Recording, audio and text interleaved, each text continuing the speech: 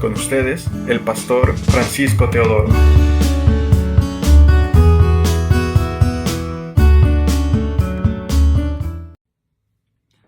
Que el Señor les bendiga una vez más. Estamos delante del trono de Dios y dándole gracias por su grande misericordia. En esta oportunidad quiero compartir sobre un tema muy importante que se llama el reino de Dios y su justicia.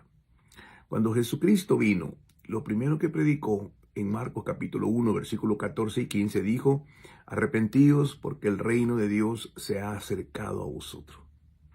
En ese momento, la idea que tenían del reino de Dios era una cosa muy distinta a lo que Jesús traía, por causa de que a él no lo reconocieron como Dios.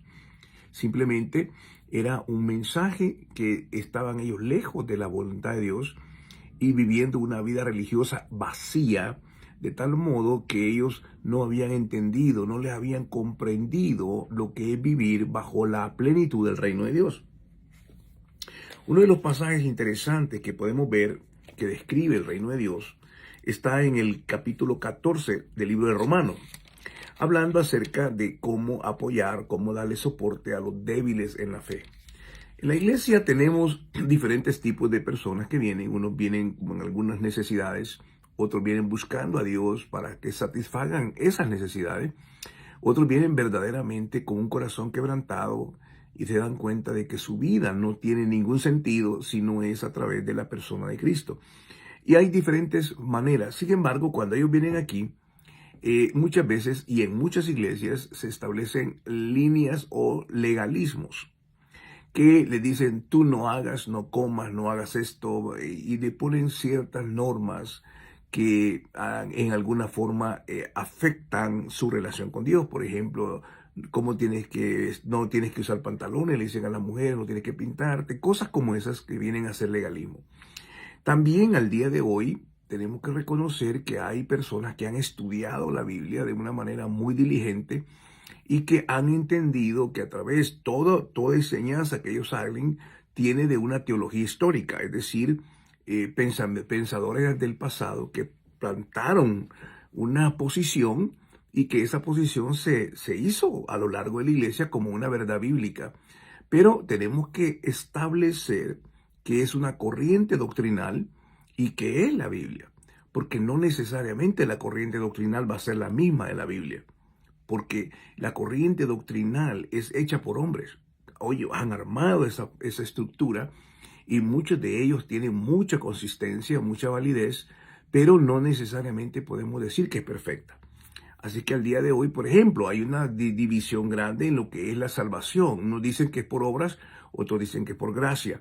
Evidentemente ahí no hay ninguna discusión. La Biblia lo habla claramente que la salvación es por gracia. Ahora bien, es importante entender, cuando está hablando el apóstol Pablo acerca del reino de Dios, está hablando en un contexto en el cual los débiles en la fe tenían un problema con la comida, porque en ese tiempo la comida, en muchos casos, cuando era cocinada o cuando era servida, la ofrecían en una oración hacia los dioses paganos. Y entonces ellos decían: no, esa comida está contaminada, eso no voy a tomarla. Y esa era una situación que se estaba presentando en la iglesia y en los cristianos acerca de ¿qué voy a hacer? Voy a comer. Y un cristiano maduro podía decir: no, mejor no voy a comer porque puede ser un tropiezo para el otro. En ese contexto, es por eso es que entonces Pablo escribe en la epístola a los Romanos este pasaje, capítulo 14, y todo el pasaje está relacionado con esa forma de vida, en el cual hablan acerca de qué es lo que comemos y qué no comemos o por qué lo comemos. Pero dice la Biblia en el versículo 14: porque yo sé y estoy convencido de que el Señor Jesús que nada hay inmundo en sí mismo, pero para el que considera que algo es inmundo, para él solamente es inmundo.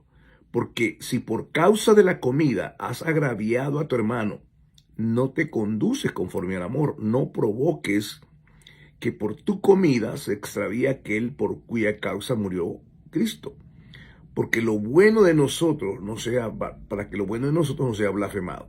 Y aquí concluye este versículo con el 17, dice: porque el reino de Dios no consiste en comida ni en bebida, sino en justicia, paz y gozo en el Espíritu Santo, para que el que sirve a Cristo en estas cosas agrada a Dios y es aprobado ante los hombres.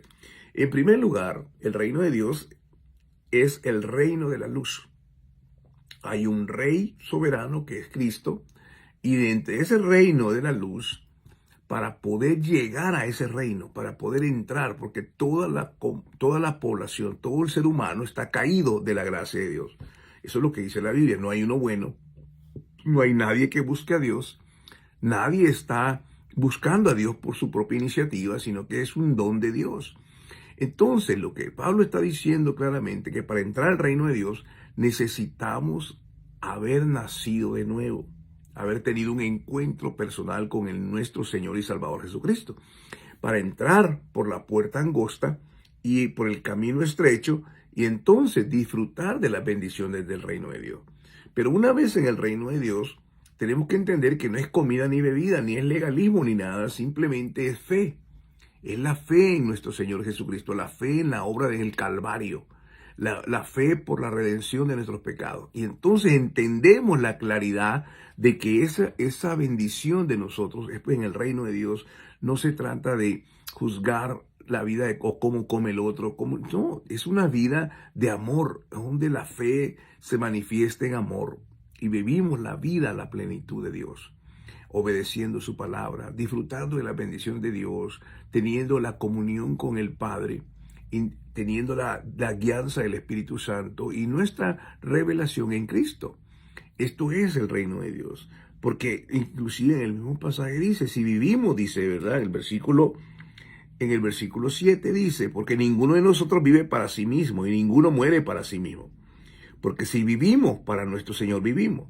Y si morimos, para nuestro Señor morimos. Por tanto, ya sea que vivamos o que muramos, somos del Señor.